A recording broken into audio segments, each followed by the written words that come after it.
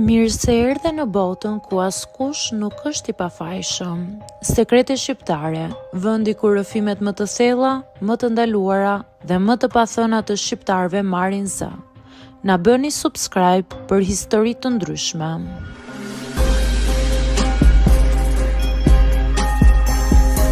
Jam 21 vjeçe dhe vi nga një qytet i vogël në jug të Shqipërisë, ku pothuajse të gjithë njohin njëri tjetrin dhe jeta ecën shumë ngadalë, më shumë se në Tiranë. Që e vogël kam ndëruar të studioj në kryeqytet. Për mua Tirana dukej si një botë tjetër, më e madhe, më moderne dhe plot mundësi që në qytetin tim nuk i gjeja dot. Kur fitova degën që doja në universitet, u ndjeva sikur më në fund po fillonte jeta ime e vërtet. Por bashkë me emocionin erdhi edhe problemi më i madh, që ishin lekët. Prindrit e mi kanë punuar gjithë jetën me shumë mundim dhe mezi ja dolën të më mbështesnin për shkollën. Vetëm ideja e që ras në Tiranë stresonte pa mas. Kishte net që gja mamin dhe babin duke folur në kushinë me zë të ulët për shpenzimet dhe ndjesha në faj që po u bëhesha barr. Pikërisht atëherë tezja ime ndërhyri. Ai jetonte prej vitesh në Tiranë me burrin e saj dhe nuk kishin fëmijë. Sa po mori vesh që kisha fituar universitetin, telefonoj mamin dhe i tha me njëherë: "Lëre të vi këtu, ka dhomën e vet, nuk ka pse paguan qëra kot." Kur ma than këtë u lehtësova shumë. E kam pasur gjithmonë shumë për zemër tezën time. Ishte nga ato gratë e qeshura, të ngrohta dhe gjithmonë mundohej të bënte të ndiheshe rehat. Ditën që erdha në Tiranë me valixhet e mia, ajo më priti te dera sikur po kthej vajza e saj në shtëpi. "Mirë se erdhe zemër", më tha duke më përqafuar fort.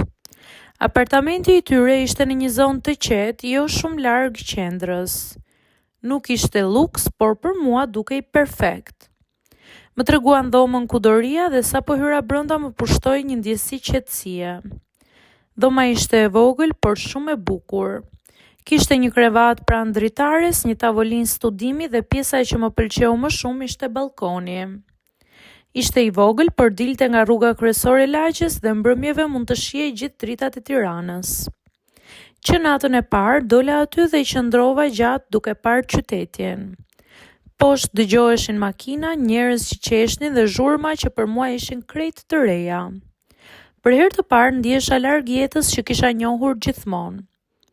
Ditët e para kaluan bukur.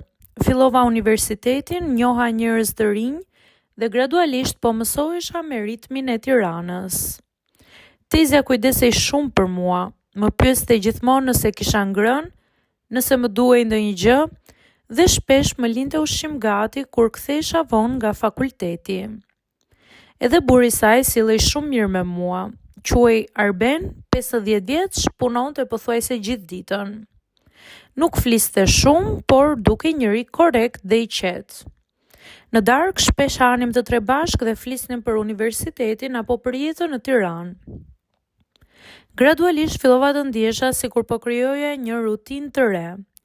Por me kalimin e javëve fillova të vërej disa gjëra të vogla që në fillim nuk u dhash shumë rëndësi. Sa herë dilja në balkon për të folur në telefon apo për të ndenjur pak vetëm, ndjeja sikur Arbeni më vështronte më gjatë se ç'duhej. Ndonjëherë kur kaloja në sallon, ai ngrinte kokën nga televizori dhe më ndiqte me sy derisa futesha në dhomë. Në fillim mendova se ishte thjesht sikleti im. Por një mbrëmje ndërsa porja në balkon me një bluzë të hollë vere dhe flokët e lagura pas dushit, ndjeva derën e balkonit të hapej ngadalë pas meje. Pas asaj mbrëmje në balkon fillova të ndihesha shumë ndryshe brenda asaj shtëpie. Nuk ishte diçka që mund ta shpjegoja lehtë me fjalë, por ishte ndjesia që të krijohet kur fillon të kuptosh se dikush po të sheh më shumë se ç'duhet. Megjithatë, përpiqesha ta bindja veten se ndoshta po e egzageroja. Në fund të fundit po jetoja në shtëpinë e tyre dhe nuk doja të krijoja tension apo të mendoja keq për burrin e tezës pa arsye të fortë. Ditët vazhduan normalisht. Universiteti po më lodhte shumë, sidomos sepse kisha filluar të qëndroja gjatë në bibliotekë për projektet e para. Shpesh kthehesha në shtëpi pas dite vonë raskapitur dhe me mendjen plot. Një nga ato ditë ishte veçanërisht e nxehtë. Mbaj mend që Tirana me zimer të frym nga vapa dhe sapo hyra në shtëpi ndjeva sikur më ishte ngjitur gjithë pluhuri i qytetit në trup. Tezja nuk ishte në shtëpi, kishte dalë për disa punë të saja, ndërsa Arbeni, sipas asaj që më kishte thënë ajo në mëngjes, duhet të ishte ende në punë.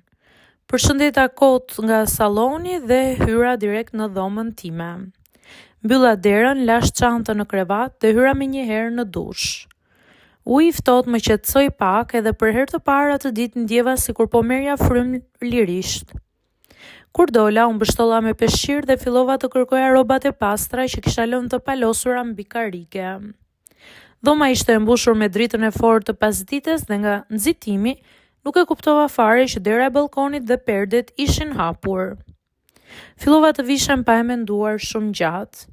Isha ende me flokët e lagura dhe po vishja bluzën kur ndjeva pa pritur një lëvizje jashtë. Instiktivisht ktheva kokën nga dritarja. Aty ngripa. Poshtë, pranë hyrjes së pallatit, ishte Arbeni. Ai kishte ndaluar duke parë drejt dritares time. Drejt meje. Për disa sekonda mbeta krejt pa lëvizur, sikur trupi nuk po më bindej më. Nuk e di nëse ai e kuptoi që e kapa duke më parë apo jo, por mënyra si rrinte aty pa lëvizur më bëri menjëherë të tensionohem. Mbylla perden me nxitim dhe zemra filloi të më rihte fort. Ndjeva fytyrën të më diqte nga sikleti. Në kokën time filluar menjëherë pyetjet, sa kohë kishte aty? A më kishte parë gjatë gjithë kohës? A ishte rastësi apo jo?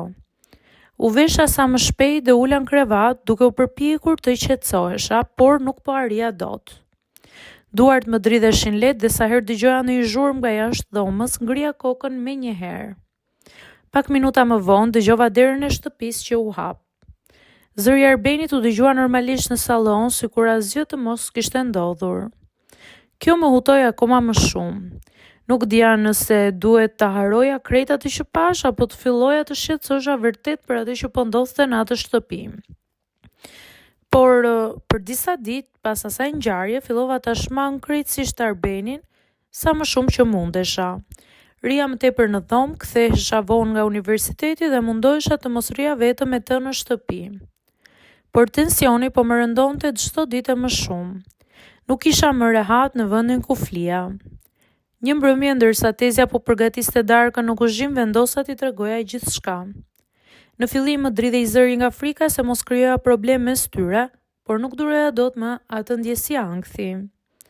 I tregova për mënyrën si më shikonte, për balkonin dhe për momentin kur e pash poshtë duke më parë nga dritarja. Tezja heshti për gjatë, shumë gjatë. Pastaj uli syt dhe më tha diçka që nuk e prisja. Nuk është hera e parë që ai sillet kështu. Në atë moment kuptova që ajo kishte vënë re shumë gjëra para meje, por kishte zgjedhur të injoronte për të shmangur konfliktet në martesë. Atë natë pati një debat të fortë mes tyre. Nuk dëgjova gjithçka, por dëgjova zërin e Tezës për herë të parë aq të nervozuar sa më bëri përshtypje. Të nesërmen Arbeni nuk më pa në sy kur doli nga shtëpia. Disa javë më vonë unë vendosa të largohesha dhe të ndaja apartamentin me 2 vajza të tjera nga fakulteti. Nuk ishte e lehtë financiarisht, por për herë të parë pas shumë kohësh po ndihesha e qetë. Sot ende e dua shumë Tezën time dhe flasim shpesh, por ajo histori më mësoi diçka që nuk do ta harroj kurrë. Ndonjëherë njerëzit që të hapin derën e shtëpisë nuk janë gjithmonë njerëzit që të bëjnë të ndihesh vërtet e sigurt brenda saj.